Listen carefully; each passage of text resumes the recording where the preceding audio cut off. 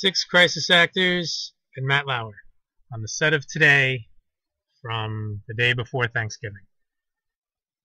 It was hard to stomach this, as PK says. Get your bucket ready. So we'll go through this and terrible. It's a time for people to count their blessings, and this morning we are joined by a group that truly has reason to be thankful.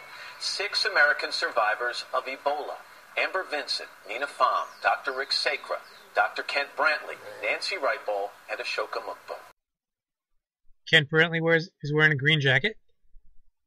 Ashoka Mukpo is wearing a green shirt. And Nina Pham is wearing a green shirt. Just saying. And throughout this, watch Nancy's face. She's just funny. I don't know, just her expressions and the way she smiles and nods at all this stuff. Good morning to all of you. Happy Thanksgiving. Happy Thanksgiving. You're members of a club that you didn't want to join, right? And I know some of you were actually not all that thrilled about coming to do this interview, but you were drawn here because you wanted to meet each other. So what's it like? Amazing, surreal to have this all in one room. You compare notes? Is that just a natural thing? What Like acting notes? Like notes from your director? What kinds of things do you want to talk about when you get together? I told Ashoka, I don't think we can really compare war stories. Like, this is a horrible experience for anybody that goes through it. Nancy? Smiles all around. Horrible, terrible experience, and ear-to-ear smiles. We all know none of you had Ebola. Not a single one of you. You're all actors, all put out here on purpose. See? Well, it's been great to get to meet everyone that has experienced the same thing and who has been through what you've been through. Yeah, some of you knew each other before, others are meeting for the first time. You all have a couple of things in common. You've all survived this deadly virus. 4 of you, Rick, Ashoka, Amber, and Nina, have something else in common. You know what that is? What's that? You all got plasma donations from this guy here, because when he was declared virus-free, he then donated his plasma to help you guys survive. Anybody want to talk about what that means? Just want to say thank you. It's a good opportunity to, express my appreciation for what you did. And it's just amazing that you gave so much to all of us. Thank you. Now, if this were real, that would be the first thing you would have said to this guy as soon as you met him.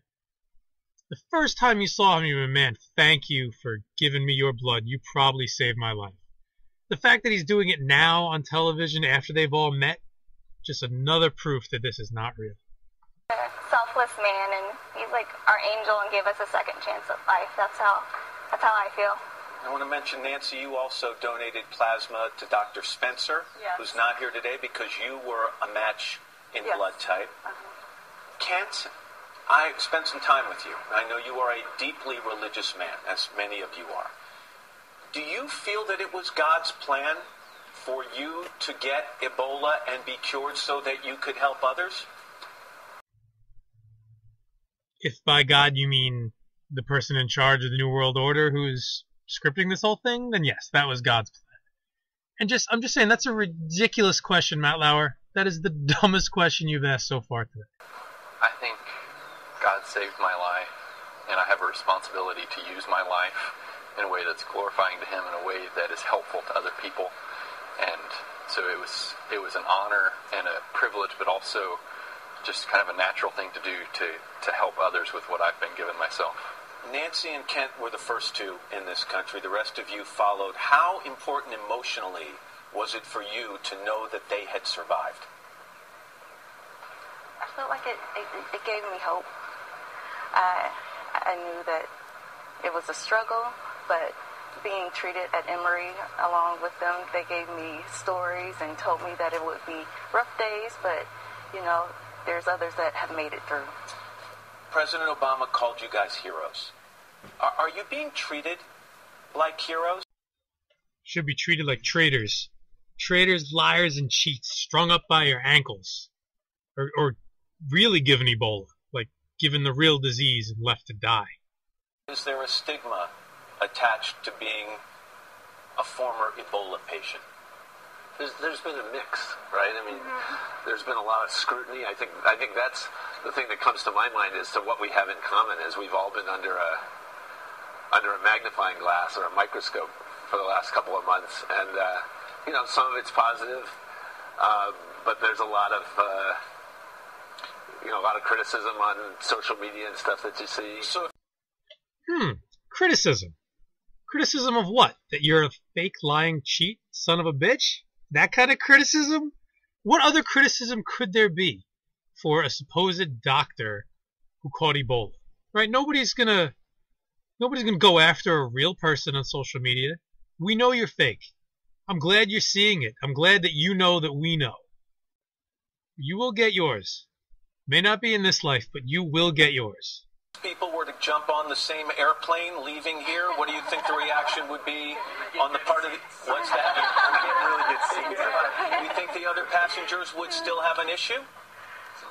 Probably, yeah. There's probably always going to be those haters out there, but for lack of better words. But a lot of people have been very kind and have done nothing but just wish us well. Right. So, I wish you fall down a well. And now that we're getting towards the end of the interview, they're starting to hit on this stuff. They already got the green down. Now they're starting to hit on the plane. And you'll see later on they're going to hit all the main points here. Matt Lauer's making sure he gets his check marks. we found a lot of that also. I think it's also important to recognize how lucky we are for getting the kind of treatment that we got when so many survivors who also have these dramatic stories to tell are in West Africa who didn't have the benefit of what we had. Yeah, I want to also mention that obviously you were covering the story as a journalist in West Africa. The rest of you were either in West Africa treating Ebola patients or in the United States treating Ebola patients. Any second thoughts about the choices you made in being involved? None? It would be okay to say yes. Nobody. I wish I had used a little bit more chlorine. Oh, your life almost ended. Totally worth joking about. In all seriousness, no, he is the best actor. The guy in the front, Sacra, I think is the worst of the group, but this guy's the best. He's got that chill, like, I'm rich, I don't care, whatever kind of attitude going on. Cracking jokes, like, this is all fun to him. This is all a game to him.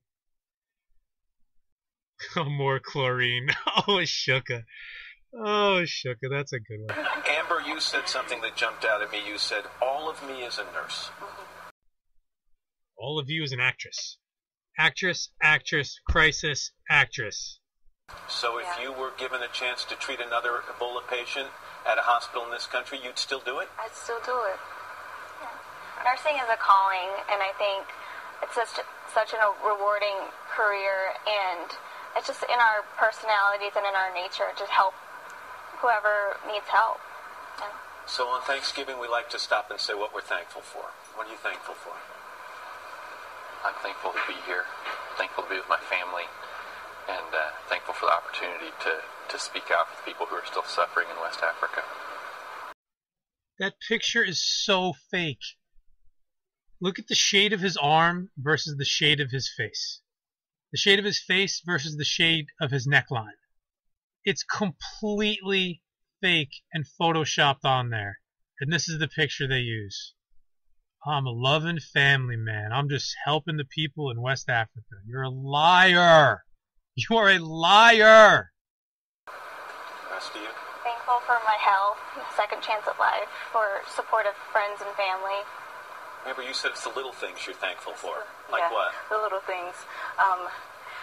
Like when I'm cooking, smelling the food as I cook, and doing laundry, feeling the warmth and the smell of laundry right out of the dryer. The little things. I've never heard anyone be thankful for the smell of laundry before. Ashoka? I'm thankful for my family, and I'm thankful for all the brave men and women in Liberia, Guinea, and Sierra Leone who put their lives at risk to deal with this epidemic. They're the real heroes. I'm thankful for just God's grace and a second chance and the opportunity just to continue to serve and possibly back in Liberia. You would go back? Possibly, yes. Rick, would you go back? I would, and I'm thankful for the opportunity to go back. I'm also really thankful to get to hang out with my kids, my sons, and just see what happens next. I'm really thankful for a second chance at life. I would be remiss if I didn't end the segment by saying, how's Bentley? How's the dog? Gotta leave on a high note. Bring in the dog.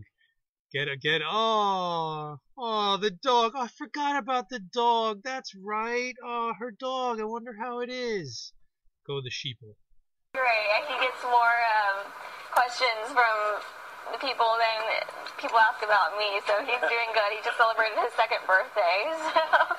Happy Thanksgiving. Thank you. It's great to have you all here, and also remember those who cared for you so well while you were ill. And it's great again. Thanks for joining us. Thank you. So there you go.